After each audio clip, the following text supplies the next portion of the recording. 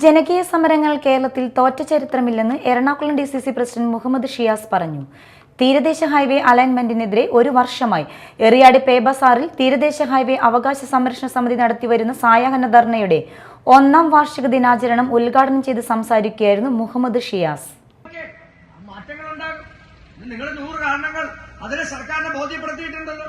തദ്ദേശ സ്വയംഭരണ സ്ഥാപനങ്ങൾ, പഞ്ചായത്ത്, രാഷ്ട്രീയ ഭേദമന്യേ എല്ലാവരും ഒറ്റക്കെട്ടായ റെസൊല്യൂഷൻ പാസാക്കി സർക്കാരിന് കൊടുത്തിട്ടില്ലേ? സർക്കാരിന് കൊടുത്തിട്ടുണ്ടല്ലോ. അപ്പൊ ആ പ്രദേശത്ത് കൂടി ഈ അലൈൻമെന്റ് മാറ്റിയാൽ, അപ്പൊ നിങ്ങൾ അതിന് കാരണം പറഞ്ഞിട്ടുണ്ട്, മറ്റു പല പ്രദേശങ്ങളും അലൈൻമെന്റ് മാറ്റിയിട്ടുണ്ട് അല്ലേ?